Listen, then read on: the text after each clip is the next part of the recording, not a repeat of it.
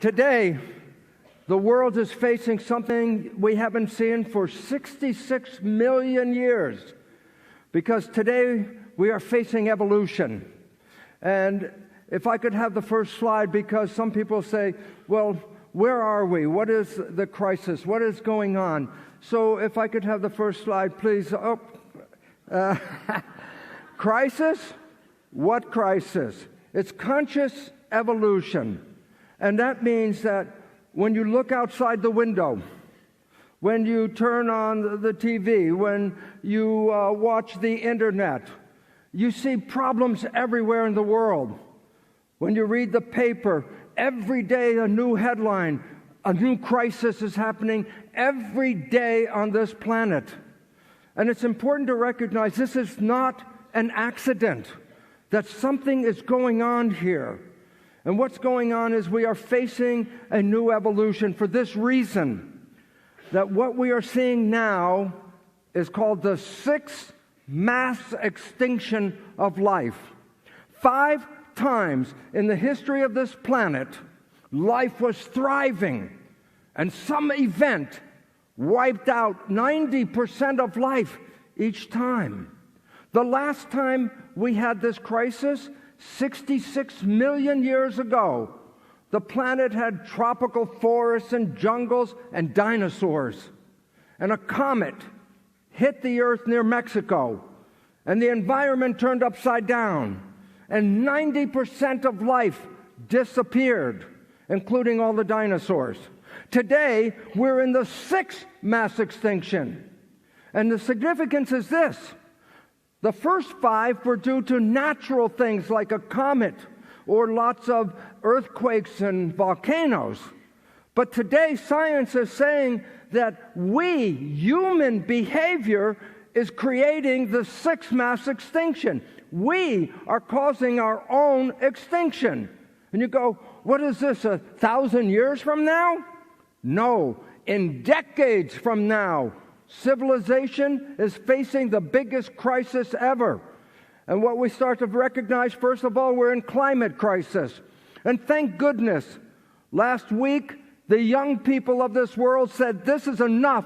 We must do something. Stop the businesses and the industrial people from destroying the planet, because the kids don't have a future. And this is a real understanding. And people say, climate crisis, the water will melt, the ice will melt, and the water will come up. And I say, yeah, that's okay, that's a problem. There's a bigger problem. How can you grow food if you don't know what the weather is going to be? Will it rain? Will it be too cold? Will it be too hot? The biggest problem then is this. How are we going to feed ourselves when the farmers can't plan the future? We are in trouble with that. But there's more than that going on. What we're finding out is this. In 1970, the World Wildlife Foundation took a survey. How many animals are on planet Earth? And then they just did the survey again 2 years ago. 2/3 of all the animals on the planet have disappeared since 1970. We only have 1/3 the number of animals, and they're disappearing very, very fast. Something's going on. That within the next 20 years, there will be no fish in the ocean. It's like science fiction. I say, no, we have overfishing. We're taking too many fish out. We're polluting the ocean. We're destroying where the breeding ground is for the fish. And so in 20 years, science says there will be no fish on planet Earth. Imagine, some of you will be here, many of your children will be growing up, and they say, there used to be fish. What are fish? That's like science fiction itself. It's happening right now. That we also know this. In Germany, 27 years they take a survey. How many insects are on the planet? And after 27 years, what did they find? That we have lost 75% of all the insects. Only 25% are left. We're losing the animals. We're losing the fish. We're losing the insects. And you go, oh, the insects? I don't care about mosquito. But what about bees? The bees we need to pollinate the crops. Otherwise, again, no food.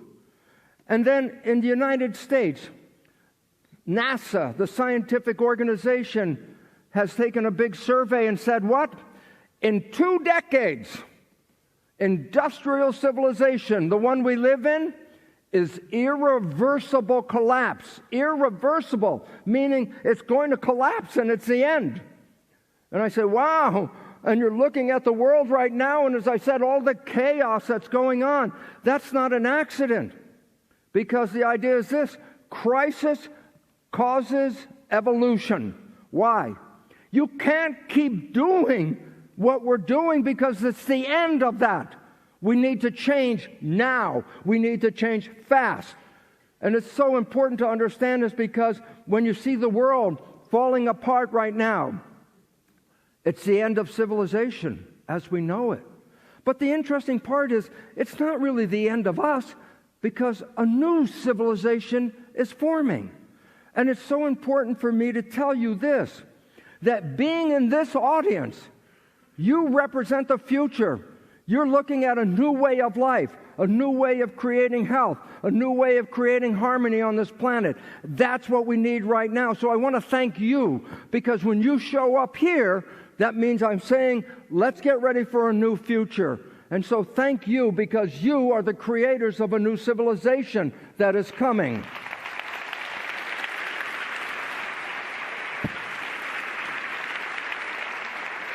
When we look at the history of civilization, there have been civilizations that have come and gone and come and gone. It doesn't end people, it just means new civilizations. We go back 10,000 years ago, and we had the Druids in Europe. We had the Native Americans in North America. We had the Aborigines in Australia. These people, called the Animus people, indigenous people, you know what their life was like?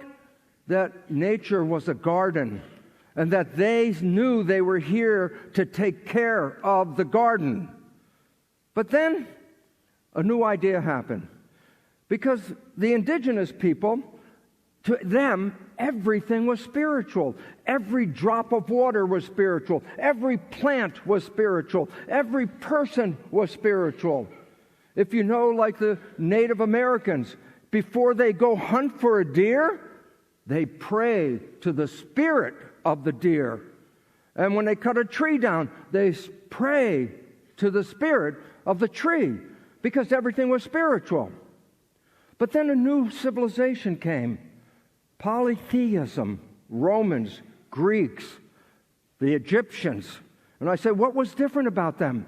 Well, they took the spirit out of the raindrop. They took the spirit out of the plants and the spirit out of the people. And what did they do? They made gods represent the spirit. But it was interesting because at least the gods were still here on the planet. But the next civilization changed all that. Judeo-Christian monotheism. They put all of the gods into one God, and that God doesn't even live here. That God lives somewhere else. No more spirit here. And then the church was telling them, don't live for this planet, live for the future after you die. You can go to heaven. And so they said, this is a testing ground. This is to see if you're worthy to go to heaven. It's how you live here determines if you can get in there. And they said that this place is damned, that you don't want to be here, you want to be there. And in 1859, a new idea came in.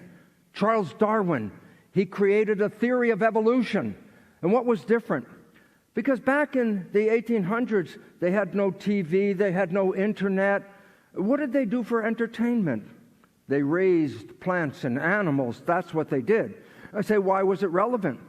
Because Darwin said evolution occurs when two animals mate and the offspring have different traits, a new trait. Like two dogs will mate, and the litter of puppies will almost be like the parents, except Every now and then, one of the puppies is very different.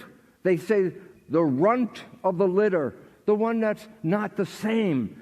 And Darwin's idea was, well, what if you take the runt of this litter and have it mate with another runt? Oh, we would create a whole new line of species of runts. And that the idea is that heredity and reproduction and accidents during reproduction cause evolution. Well, the people of that day were hearing Darwin give that story, and they also heard the church talk about magic, 7 days. There was no planet, then there was a planet, then there was water, then there were trees, and at the end they put the humans on the top. And the reality was people said, that doesn't sound so good. And as a result, they left the church behind. And we started a new civilization, the one we're in right now. And it's based on science. Not just science, it's called scientific materialism. What does that mean? Science of matter, science of the physical world, because we are physical beings in a physical world, and that was the new science. But look, it's coming to an end. It's coming to an end. But it doesn't mean civilization ends. A new one is beginning. And it becomes important because civilization has a lifestyle, a life cycle. Things are born, things mature, things die. But it's not just people. Stars are born, stars mature, stars die. Civilizations are born, they mature, and civilizations die. So there's a life cycle to civilization. And over time, what does it mean? Is that something is born, matures, and then it goes into decline. And so I can relate civilization to a child. The first part of the civilization is development. And children, you know what children do? They try all different kinds of things. Oh, they go behind the house and they smoke a cigarette. They go out and do something that the parents can't see. They're trying things. But where are the parents? Well, they're mature. And what happens when you become mature? You have a rigid belief. This is the way life is. And this is the problem between parents and children. Parents are telling children, do it this way. And the children are going, we do it our own way. But as they grow up, they also become rigid. And I say, so what's the problem with a rigid belief? And the answer is simply this. Nothing in the universe stays the same. The whole universe is always changing. I say, then what would be the problem if something tries to stay the same when the universe is changing? And the answer is, it causes challenges. And that's what you see in the news. That's what you see going around the world. We're being challenged because we're not adapting to a new way of life. Then I say, well, what happens if you don't adapt? Well, that's when it goes into decline. And civilization now is falling apart. And yet, as I said, it doesn't mean the end, because a new civilization is being born. And this new civilization has cultural creatives. And thank God, because why? Because as I told you already, if you're in this audience, you are cultural creatives. You are the people looking, give me a better answer. Give me a better way of life. And looking outside of the box. Because the answers are not inside the box. The answers are outside the box. The box is the problem.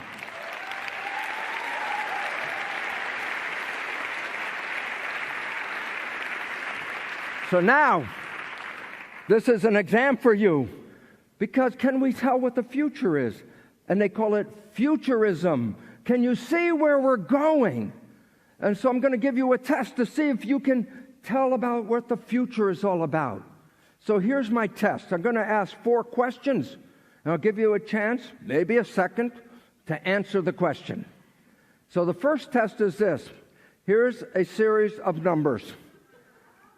Can you tell me what the next number is in that box? Think about it. You got it? I heard it? 65? Yeah. Okay, next one. Tell me what goes in the last one. Oh, harder. Okay, I heard P? Yeah, good one. Okay, and this one is a little harder. You know what? Anything you put in the box is okay. There's no pattern. It's random. And the last one, what could go in the last spot? Somebody in here knows it. What? Okay, you ready? Zwei. 2. Why? The answer is this. There's a pattern, and it's called pi. My point is very simple. If you can predict the next one, then you know what the next step is occurring. If it's random, you can't predict anything. It could be anything next. But sometimes it looks random, but there's a pattern, such as pi. And so the idea is this. If you look at the current state, can you suggest where the future is going? So let me show you something. Here's a story of how civilization works. There are 2 main beliefs. There's the belief in the physical material world, and there's a belief in the spiritual energetic world. And civilizations over time have had different ones that they prefer. So, for example, the animists, the indigenous people, everything that was made out of matter was also spiritual. But as polytheism came in, then there was more emphasis on spirituality than on material. And then when Judeo-Christian monotheism came in, it was all spiritual, and they said material world is damned. And then we came back because the Protestant Reformation changed that and said, if having matter bad? And they said, no.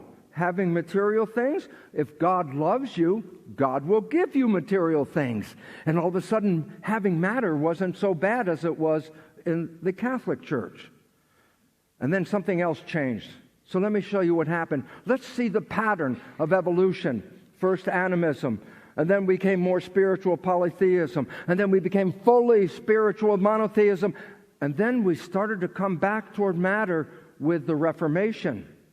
And then you can see something called deism, and it crosses the line right where the natives were. I say, what is deism?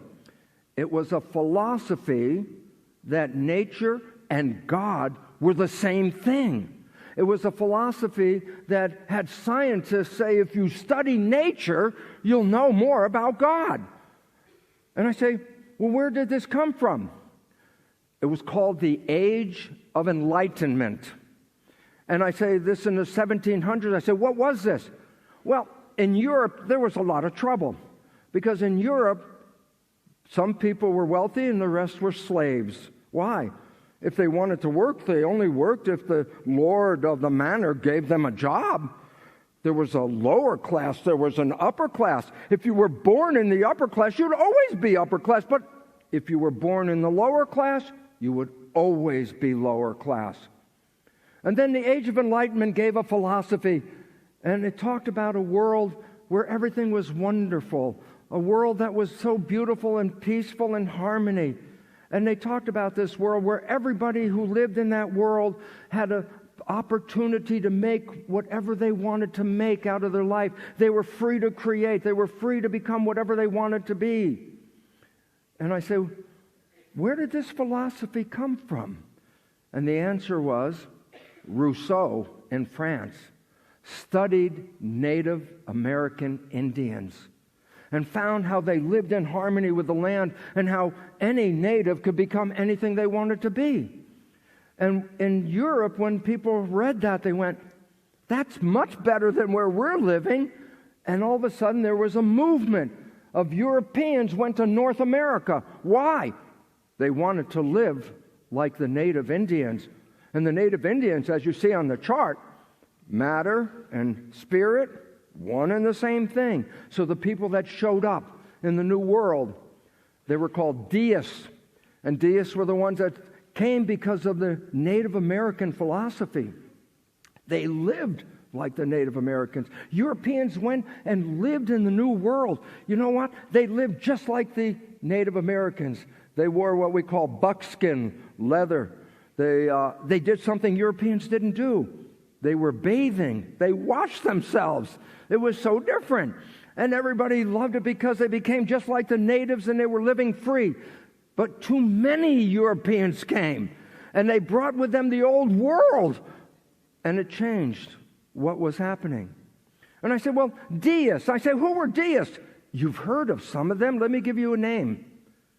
George Washington, Thomas Jefferson, Benjamin Franklin, John Adams. And I go, who are these people? The founding fathers of a new country, the United States. And it was interesting because when they got there already was the United States. 7 tribes of Native Americans learned that instead of fighting each other, they could come together and live as one. No more war, no more fighting. And it became peaceful. It was called the Iroquois Nation. And those people from the Iroquois Nation, you know what they did? They worked with Washington. They worked with Thomas Jefferson. They worked with Benjamin Franklin. And when they worked together, what did they create? The Declaration of Independence and the United States Constitution. It was a merger of the New World and the Old World coming together. I said this was a really wonderful time, but it changed. And by 1859, something new happened, because that's when Darwin came in. And all of a sudden, the idea of, hey, life is based on heredity. Whatever is being passed from parent to child controls life, not God, not spirit. And this changed the vision. And guess what? The church lost out. And now the people were becoming more scientifically oriented. And in today's world, like in the United States, less than 22% of the population even goes to a church because they're all living in a scientific world. But the scientific world said heredity is what controls life, but they didn't know what it was. Not until 1953. And in 1953, the discovery of DNA. And they said, that's it. That's the physical thing that controls life. And I said, then what happened? They said, well, the next thing is, what if we identify or study all of the genes? That's called the genome, all of the genes in your body. And they said, because if we study all the genes and we know what each gene does, we can heal people by giving them genes instead of drugs. They actually thought genes were drugs. As a matter of fact, who paid for the research for the Genome Project? The people. Why? Because they were told that this is going to help humanity. So all the people contributed money, and we did the Human Genome Project. I'll tell you the simple truth. The Human Genome Project was not for the benefit of the people. It was for the benefit of the pharmaceutical industry, because they saw every gene as a new drug. And so they had the people pay for the research. And here's a simple fact. Every gene that was found has been patented by a drug company. You don't even own your own genes. Drug companies own your genes, and you paid for the research. But what was interesting is it took a while for the Genome Project to work. And I say, so what happened? Well, look at the curve. It started going back up again. Why? Because at this time, a new type of healing became introduced. Energy healing. Energy around the body, because they left the energy out of the material world. And it was so effective that people started going to complementary doctors. People's beliefs changed. They said there's something more than matter. And they started moving up toward spirituality. Now the question that is real important, futurists, all of you who passed that quiz, where is the next stop in evolution? Can you see it? I hope you can see it, because it's in process right now, and it's working, and what's going to work is something new. Holism. We're going to go back to understanding that spirit and energy and matter are one and the same thing. That's quantum physics. And we're coming back to a new world where consciousness, which is energy, will be understood as what controls your life. consciousness. That's why the new evolution is called conscious evolution. You're not going to change your physical body. You're going to change the way you think. That's what's going to make evolution happen. And we're in that process right now. But to show you where we are, I want to show you a demonstration of something called kymatics. And kymatics is how vibration, energy, shapes the physical world. And so what I'm going to show you is this man is going to sprinkle salt on a metal plate. He's going to sprinkle salt.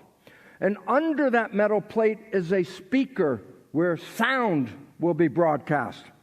And sound is in waves. And wherever the wave hits the plate, it causes the salt to bounce up. And wherever there is no wave, the salt will fall down. And then you can see a pattern. So watch this. He's going to now put the salt on. We have more volume.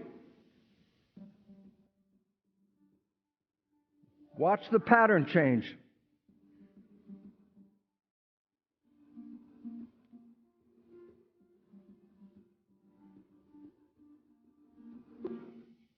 The point is this: every frequency has structure. Every vibration creates structure. This is quantum physics. The energy around us is actually creating who we are. I will go into this a little bit.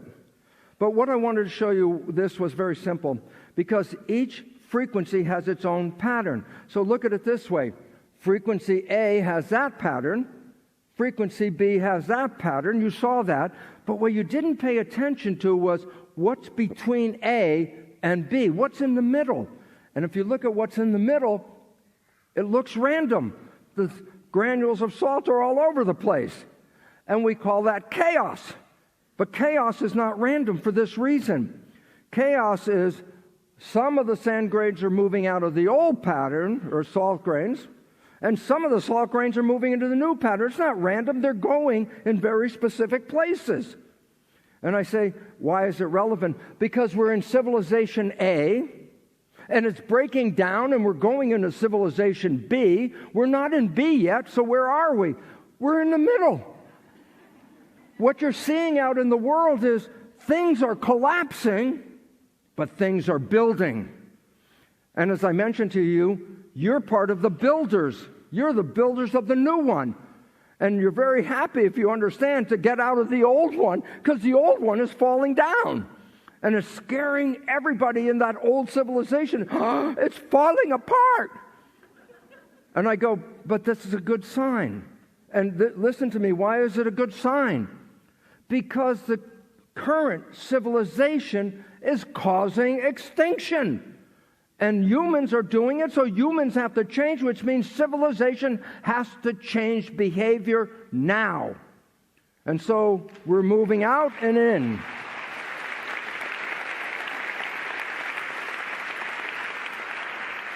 To give you an idea what I mean, a caterpillar is an organism that destroys its own environment.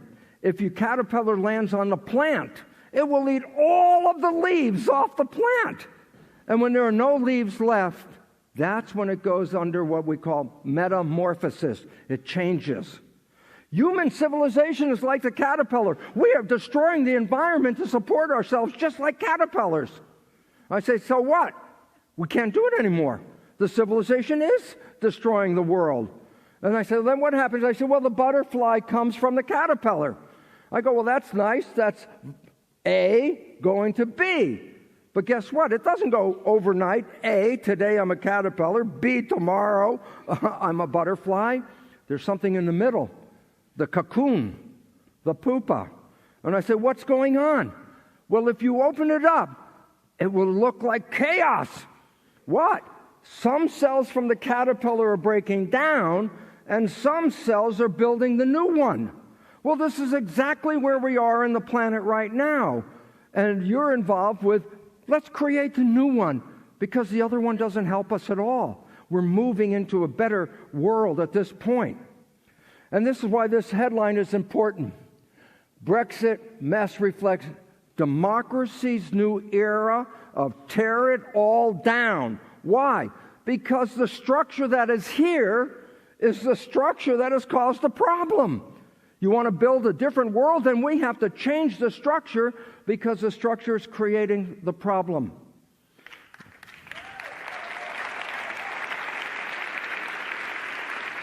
So, what's interesting, they have Boris in England, and we have some guy, I hate to say the name, Donald Trump. But both of them are destroying their own countries. Not that they thought that was their job, but they're doing the job of the universe. They're breaking the structure in each one so we can build a new civilization. And that's why it's falling down, and that's why I don't want you to be nervous about the world falling apart. Simple reason, if it does not fall apart, we are in worse trouble than you can imagine. Okay. So, this is a very famous quote, knowledge is power, and you've all heard knowledge is power, and I say, great, but let me change it and say the same thing in a different way. And I say it this way, a lack of knowledge is a lack of power. What you don't know makes you powerless. And then I want to add this, but what if you learn things that are wrong? What if you have what we call a misperception? An understanding that is wrong. And I'll tell you why is that a problem. Because if there's a misperception and we live by it, then we have no power because we're not living in the right way.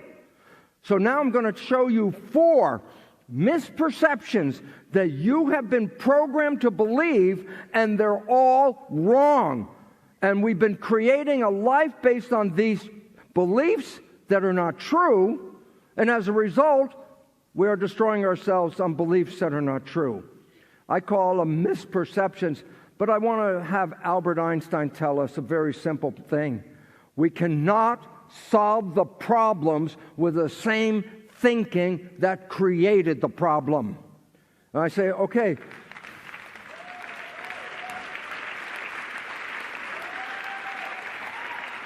So here are 4 things that you have been led to believe that are true, and they're all false. Number 1, and I call them a myth perception, because we bought it as a true story, but it's not. Biological processes employ Newtonian physics. And you go, what does that mean? Well, let me tell you, because in a minute I'll show you Isaac Newton. And what did Isaac Newton say? The universe is not one thing, the universe is 2 things. The universe is matter and energy. And in that story, whatever is made out of matter is not affected by energy. So only matter can affect matter. I'll give you the simple problem right now. Your body is made out of matter. And if it's not working, what do the conventional people tell you to do? Take pharmaceutical drugs. Why? Matter trying to fix matter. But guess what? In the United States and in Australia, which have the same statistics, the conventional medical community is causing the 3rd leading cause of death. The 3rd leading cause of death is medicine. And I didn't just say that. That's published in a journal called the Journal of the American Medical Association. Even the doctors write they're the 3rd leading cause of death. And I'm going to tell you, if you're sick and you go to a doctor and then you say, but wait, you're the 3rd leading cause of death, I would question that. Is this the best thing I can do? Well, the whole thing comes down to this. Medicine is based on Newtonian physics. But that physics doesn't work anymore. That physics of energy and matter being separate. Because in 1925, the new physics came in. Physics means mechanisms. Newtonian physics, Newtonian mechanisms. Quantum physics, quantum mechanisms. I say, yes, in 1925, quantum physics comes in. I say, why is that important? Because quantum physics says there are not 2 realms to the universe. There's only one realm to the universe, and it's all energy. Now I can see you sitting there going, all energy? But I'm here. I'm physical. I'm sitting in a physical chair in a physical room. It's an illusion. It's all an illusion. Everything is energy. And it becomes important because it's if you're made out of energy, guess what? The best way to influence energy is with energy. And that's why complementary medicine, holistic medicine is very powerful because it doesn't use chemical drugs which have side effects. Energy healing does not have side effects. Energy healing is the most direct way to influence a human body, not through chemistry. Myth perception number 2. Genes control your biology. Yes, you've been told my life is controlled by genes. And I go, really? Guess what? Did you pick the genes you came with? No. Can you change the genes you came with? No. Do genes turn on and off? You were told that. I say, you got all these genes and they turn on and off without you, and the genes control your life? That means you have no control, that you are a victim, that your genes have programmed your life. If there's cancer running in your family, go, oh, I got the cancer gene, I can get the cancer. I got cardiovascular disease in my family, oh, I'm going to get that. My father died when he was 50. My grandfather died when he's 48. I'm 46. Oh my God, I'm going to die. We believe that genes control life. Well, I was very happy to be in the right place at the right time in 1967, which I'll show you, and my results showed something brand new. This is a new science called epigenetics, and I'll explain this in a little bit, but the reality is this. This is an entire revolution of consciousness. You are not a victim of your genes, you are the master of your genes.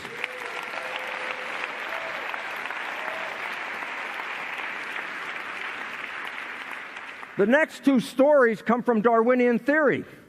And it said that, how did evolution occur? Oh, there were accidents and mutations in the genes. Okay, so we buy, yes, random mutations lead to changes that lead to evolution. And I go, then think about this question. Why are we here? And if you say we got here through random mutations, then what you are saying is we have no purpose. We're here by accident. We're lucky accidents. And I go, completely false. Evolution is not based on accidents. Evolution is based on adaptation. We adjust our biology to adjust to the environment. It was not an accident why we are here. We were created by the environment.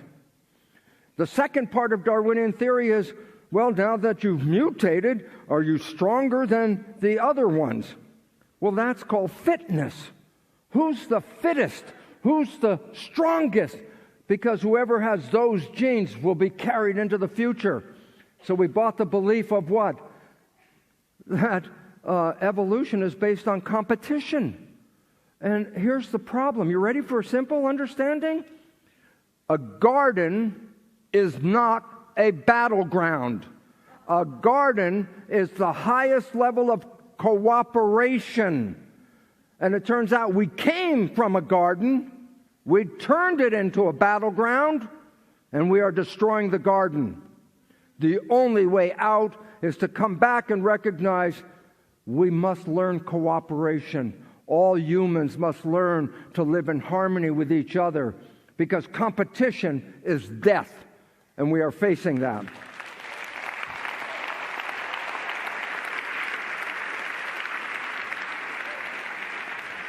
So I said Isaac Newton was interested in understanding how the universe worked. You know where he got the idea from? Another guy that you've heard the name, René Descartes. René Descartes, the guy who said mind and body and all that. Well, back when Descartes was alive, clocks came into the world, mechanical clocks. You can tell time by a mechanical clock. And one day Descartes is walking outside and he looks up at the sky and he goes, oh, you can tell time by the movements of the planets and the stars. And all of a sudden he got the idea. He said, maybe the universe is a giant clock. Maybe there's not a God up there moving things around. Maybe the universe is just a giant clock. Well, it was an idea, but he wasn't able to do anything with it except give an idea. Newton picked up the idea that the universe is a mechanical thing. And then he had to try to study it. And people say, yes, he created Newtonian physics. You know what you don't recognize? To do physics, he had to create something different. He created calculus. No small job on the way to creating physics, because he had to create a new math. And I said, well, what did he do with this math?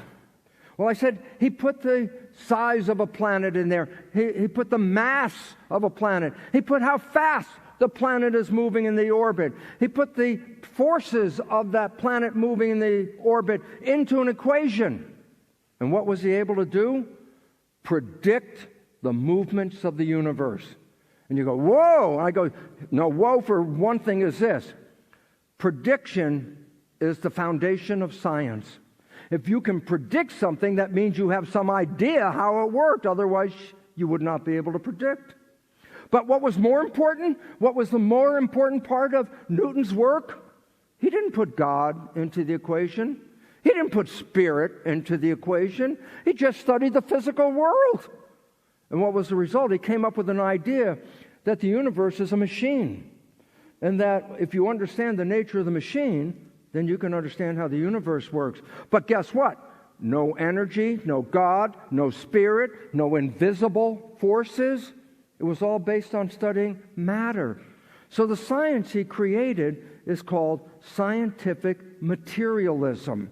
Science based on studying matter only. And medicine came from this. You want to study a body, it's made out of matter, then only affect the matter. That's all you have to do to understand life. And so they said, well, how does the body work? They said, it's like a machine. Take it apart. And that's what they started to do. How does the machine work? Take it apart. And what did they find? Well, it's a mechanism. It's got parts. And how do the parts work? Well, they didn't know. But this guy, Charlie Darwin, comes up and he tells people evolution is based on heredity. That something passed from the parent to the child is controlling the machine. They didn't know what heredity was based on back in 1859. So they had an idea. It was called gemules. Gemules, controlling heredity. What are gemules? Well, it was the idea that there were these like paint droplets, that a gemule to make a shoulder, a gemule to make an elbow, a gemule to make a hand, that each part of the body has a gemule. And when two parents mate, the gemules from one parent join to the gemules of the other parent, and they create the child. But the idea was the gemules were like paint. They were mixed. So let's say there's a white flower with white gemules and a red flower with red gemules. And they said, if you mate the white flower and the red flower, what is it you get? Pink gemules. So they were paint mixing. That was the belief. But while he was talking about that, in Austria, there was a scientist by the name of Gregor Mendel. And what did he do? He showed exactly what Darwin was talking about. He took a red flower, mated it with a white flower plant, and lo and behold, what did he get? Pink flower. And everybody goes, gemules. But then everything changed. Because what he did is he took the pink flowers and he mated those together. And what happened? He got pink flowers, but he got white flowers, and he got red flowers. And the point was this: it's not paint. Whatever is programming them are physical things that don't mix. And these became physical particles. They didn't know what they were yet, but they knew there was something physical that when they joined together can share a trait, but they didn't melt together. They stayed as separate pieces. So a new idea came in. And it became the idea that these are genes. Genes, they gave it a name, something physical, genes that control heredity. And the idea about this was a gene was something that would make a protein. A gene was a blueprint to make a protein. You go, so what? What are proteins? Well, there are over 100,000 different proteins that make up your human body. And so all of a sudden they said, well, a gene is a blueprint to make a protein. There are over 100,000 different proteins, so there must be over 100,000 genes. And that's what started the search for the Human Genome Project. And so between Newton, who said the body is a physical machine, between Darwin, who said heredity is what controls that machine and creates evolution, and then Mendel, who said whatever these things are, they're physical particles that don't blend, then the search was on. What are these physical genes? What are they? And so the whole idea was, from this research led the search for the elementary particles. The elementary particles. And what do we call them? Genes. And they were looking, what is a gene? Because they didn't know. They knew they were inside the cell somewhere. A human body is made out of 50 trillion cells. And the significance, somewhere in those cells, there's got to be genes, but they didn't know where they were. And in 1892, a scientist, August Weismann, was studying cells, and he could watch them divide. And when he saw the cell divide, he saw these things in the middle of the cell, and he saw that they divided into two, and then one group went to one cell, one group went to the other cell. They gave it a name, chromosomes. I said, what are chromosomes? Well, 50% DNA and 50% protein. And they said, well, which one is the hereditary factor? Which one is the one that carries the characteristics? Well, they didn't know. You know, it took another 50 years before they found out. Genes were only understood as hereditary characters in 1944. In 1944, a famous study by Avery, McLeod, and McCarty. They had two kinds of bacteria. One bacteria made little dots. That's the colony. The other bacterium made big puddle of colonies. So here's what they thought. If they start with a colony that makes the little dots, and they take the chromosome from the big puddle colony, and they split it into the protein, and they split it into the DNA, they said, which one of these is carrying the characteristic? So they add the protein to the culture, and guess what? No change. But when they took the DNA from the other species and added it, look what happened. As soon as they added it, it changed. And that was the first moment that they said, DNA is what controls life. And all of a sudden the focus was on DNA. DNA are the genes, and we've been studying the genes ever since then. DNA, the genes. And in 1953, finally, how does DNA work? Watson and Crick. Well, guess what? It was not Watson and Crick who found the DNA double helix. It was a woman. Rosalind Franklin. Where's her name? Well, here it is. Rosalind Franklin. You know what was interesting? Rosalind Franklin did the research, and her boss gave her research to Watson and Crick. She didn't even know it. And they took her research and then published DNA double helix. And she was the one that discovered it. Because science was the old boys club. How can a girl do this? The men did this. No. Rosalind Franklin was the discoverer of the DNA double helix. And we should all know that in our history starting now. But then the question is this. So the DNA, the DNA makes the protein, but the next question is, what controls the DNA? So they did this experiment. They took a DNA double helix and they removed one of the helices. And they took that single strand of DNA and they put it into a beaker where they had the building blocks of DNA, the molecules that make DNA. And they incubated it. And then they pulled it out and it was, oh my God, the DNA created itself. And they said, that's the end of the search. DNA makes protein, DNA makes itself, and therefore End of the search. We know how life works. DNA does this.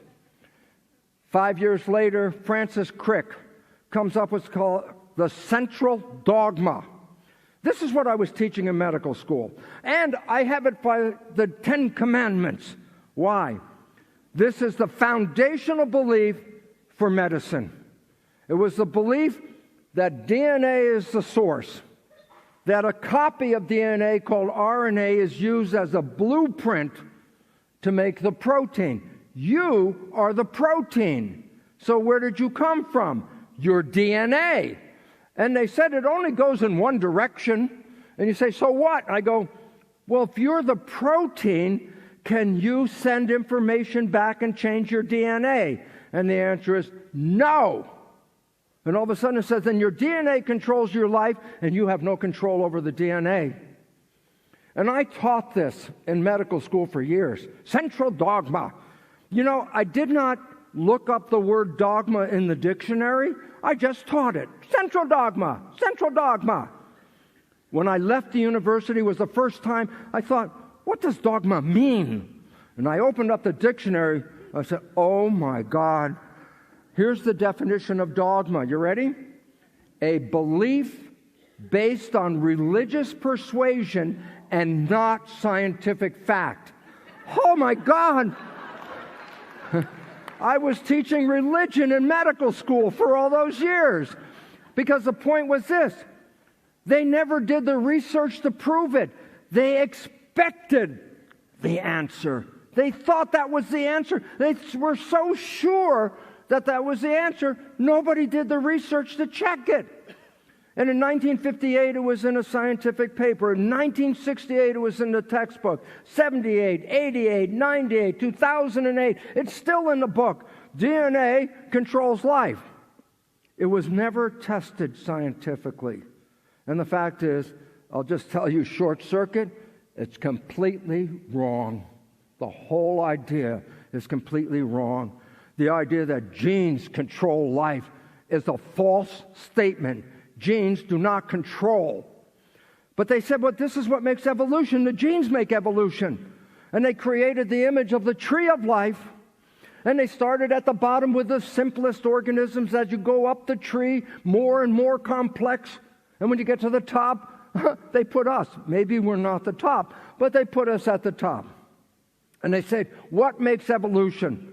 And they said, from bacteria, the simple one, all the way up to humans, what makes evolution? And they said, genes. Genes make complexity. And they said, wow, a bacteria has a few genes because it's simple, and a human's going to have 150,000 genes to make all the proteins.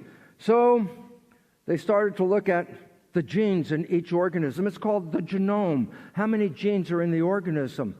And what did they find out?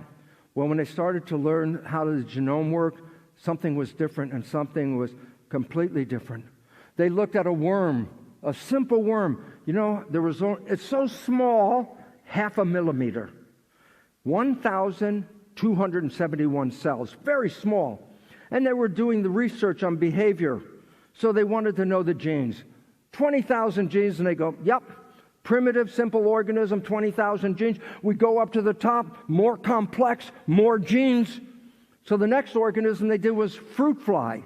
The fruit fly has always been researched for genetics. And so they say, how many genes in the fruit fly? Uh-oh.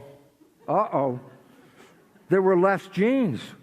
Well, they said, forget it. Just forget it. Let's just go to the human. How many genes does a human have? Oh, my God. We have the same number of genes as the simple worm. And the whole idea said, simple fact is, genes do not control biology. Oops, we made a mistake. And the idea was, genes do not control biology.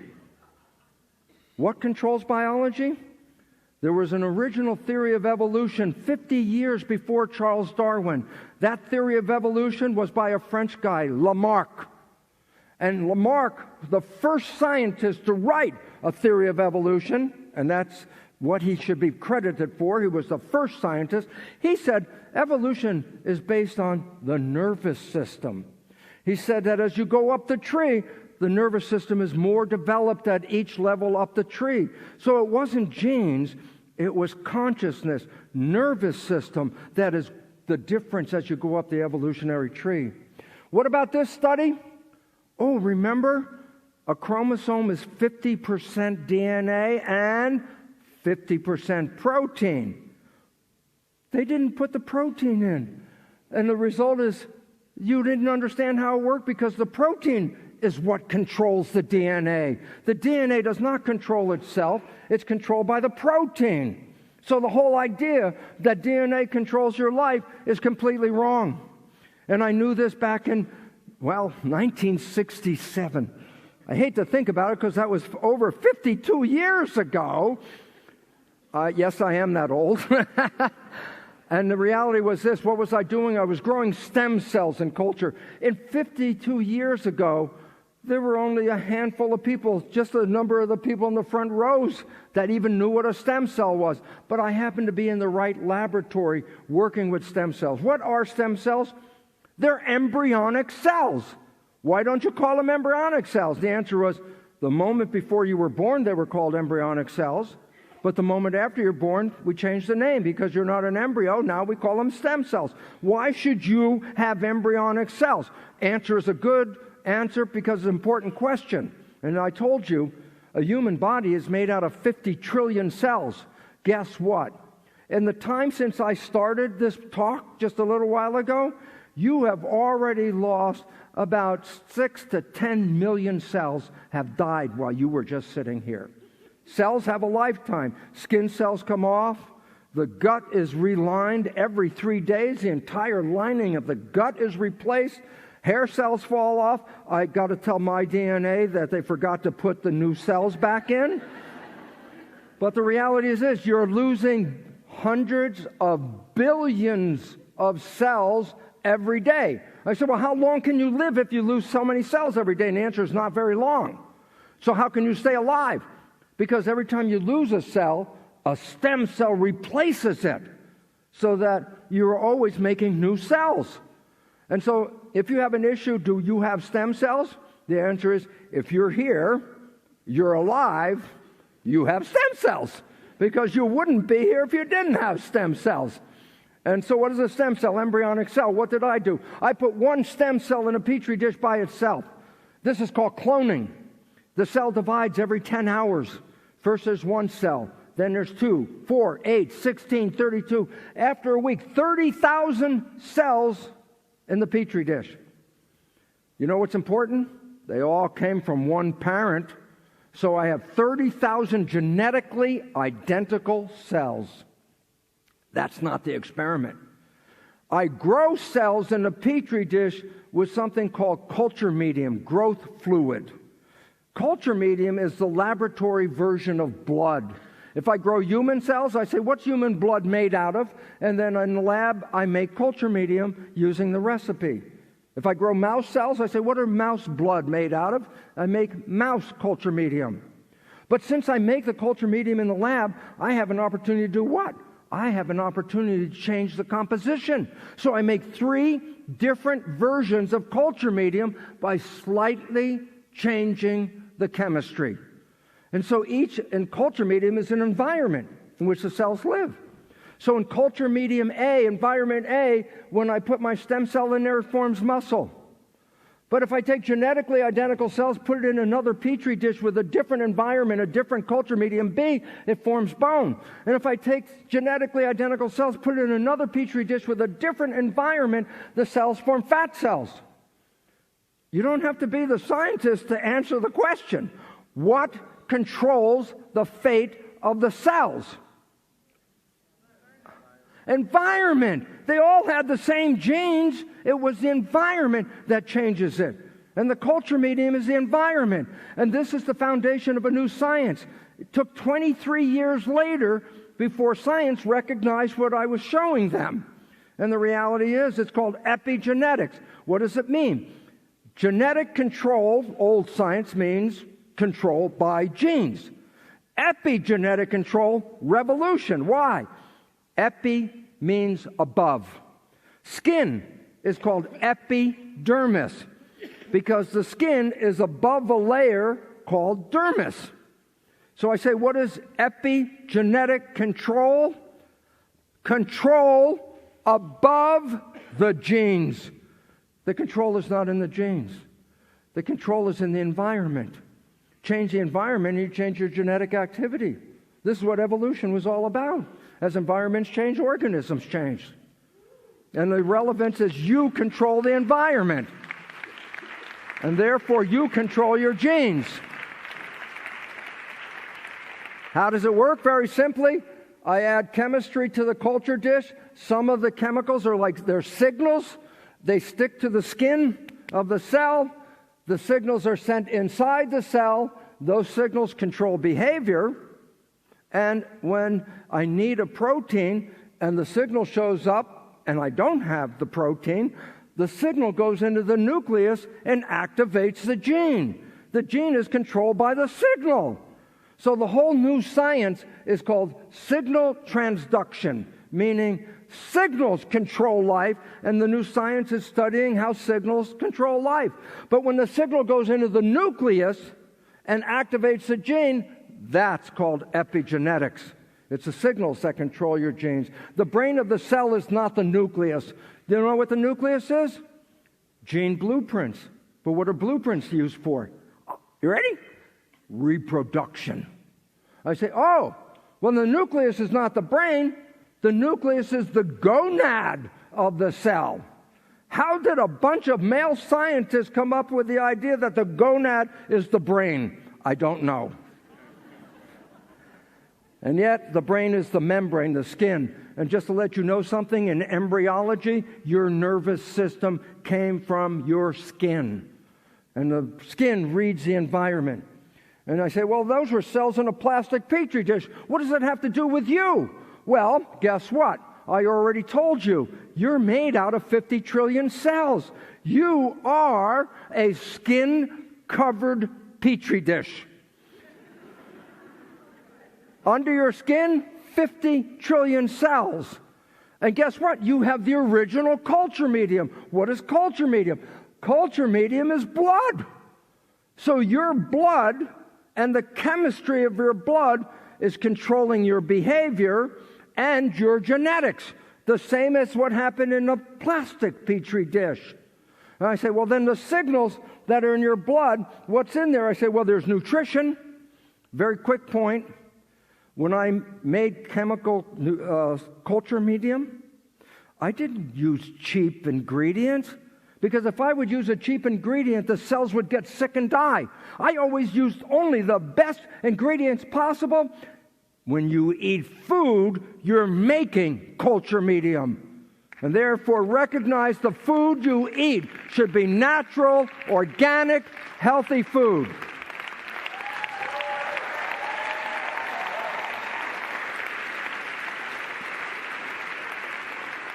So very quickly, because I'm going to run out of time and I'll talk faster, but my poor translator is going, don't talk so fast. But what's really important is this. What else is in the blood? And the answer is signals, cellular signals, hormones, emotional chemicals, growth factors from the brain. This is added to the blood. The blood is the culture medium. Those signals are sent to the 50 trillion cells, just like the culture medium in the dish. So whatever signals you put into the blood is controlling your behavior and your genetics. I say, where do the signals come from? Well, the signals come from the environment. I say, yeah, but who reads the environment? Who knows what's going on? The brain is perception. What's going on in the world? The brain is using the vision, and everything you see and hear is perception. And then what does the brain do? It reads the environment, and then it sends signals to the cells to tell them what's going on in the world. So the cells can adjust the biology to fit what's going on in the world. The cells don't see the real environment. The cells only see what the nervous system sees. You go, so what? And I say, well, first of all, environment controls behavior and genes, because the brain is going to take the signals from the environment, release the signals into the blood. The signals in the blood go to the cells, control behavior and genetics. Okay? And I said, well, I left something out. What did I leave out? I said, oh my God, I left the mind out. I say, why is that important? And the answer is this: mind is interpretation. And why is it relevant? Two people can stand in the exact same spot and look at the environment, and one goes, oh, that's a scary environment. And the other one is going, that's a wonderful environment, and they're in the same place. What's the point? Interpretation. What do you think about the environment? Because the cells don't see the environment. They see what you think. Your thoughts go into the brain. The brain then releases the signals into the system. The signals go to the cell. And as I said, the signals control behavior and genetics. And it becomes important because your thoughts, your beliefs are what control your biology. You change your belief about the world, and you change your genetics.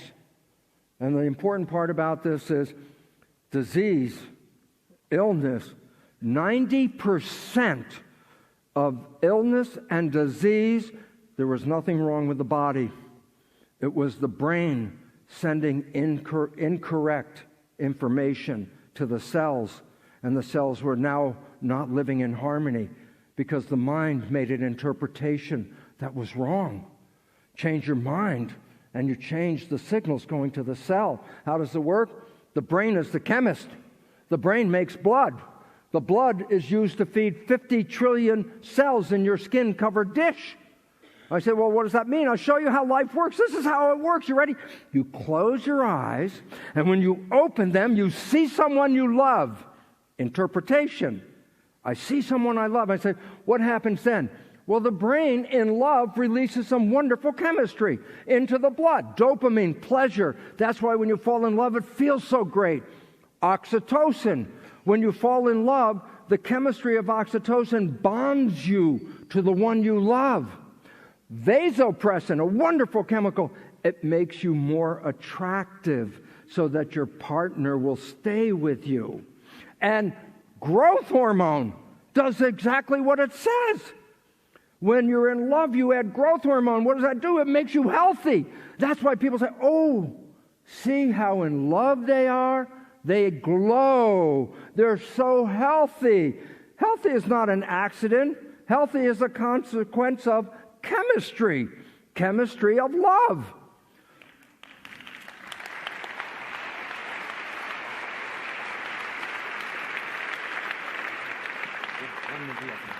One? Really? 1 minute? Ein Minuten? Oh, hold on, sit still, fast. If you open your eyes and you see something that scares you, you don't put that chemistry in the blood. You put stress chemicals in the blood, stress hormones, things that mess up the immune system. Why is it relevant? Because stress hormones will actually cause you to die. Stress hormones cause 90% of the illness. You're only getting sick because of the stress, not because of the genes. And the function of the mind is simply this. The function of the mind takes your belief and turns it into reality. If you believe you're safe, you put wonderful chemicals in your blood and you're healthy. But if you live in fear, you put chemicals in your blood that will actually cause you to die. So the most important thing you have to understand is this. Your life is controlled by your beliefs. You change your belief and you change the chemistry. Two people get diagnosis from the cancer doctor. Both of them are told, you're going to die in 3 months. One of them says, yes, doctor, I believe you. And guess what? In 3 months they will die because the brain will say 3 months, okay, and it will keep time. And at the end of 3 months, the person dies. But then I say, but the other one says, well, if I only have 3 months left, I'm going to go out and have fun. I'm going to go out and enjoy myself. I'm going to get rid of my stress. And they go out and they enjoy their life in 3 months, 5 months, a year, 5 years. They're still here. What happened? The cancer is not caused by a gene. A cancer is caused by stress in lifestyle. There is not one gene that causes cancer.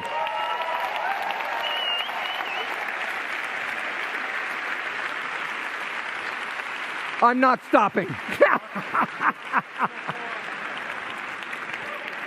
So why I'm telling you all this is a very important reason. The important reason is this. You've been programmed to believe you are a victim of your genetics.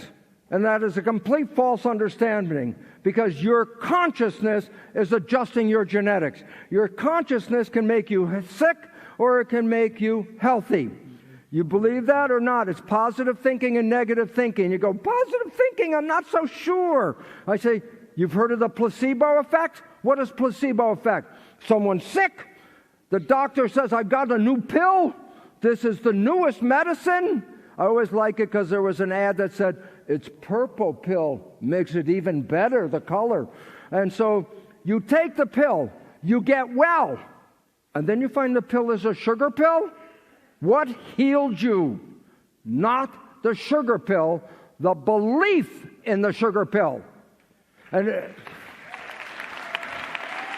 one more minute.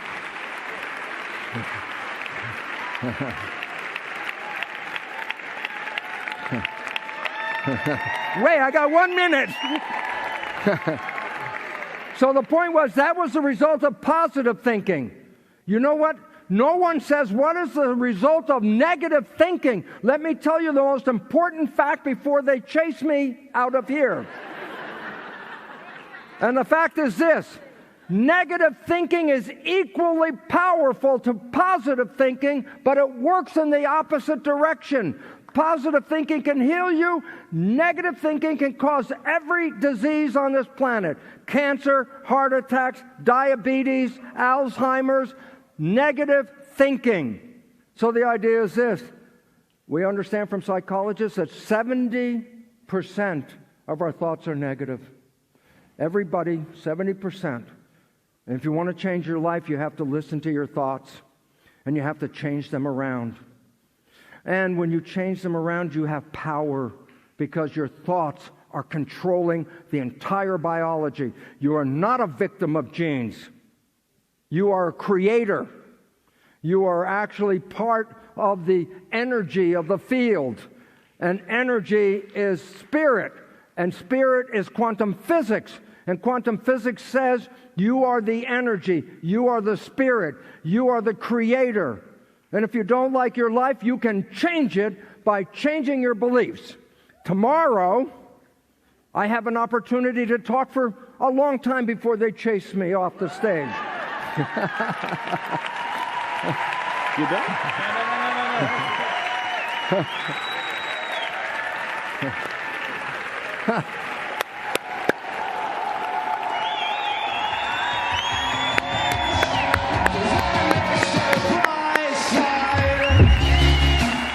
It's Liebe, Dick. It's Liebe. I love you. I love you. Thank you so much. Hello.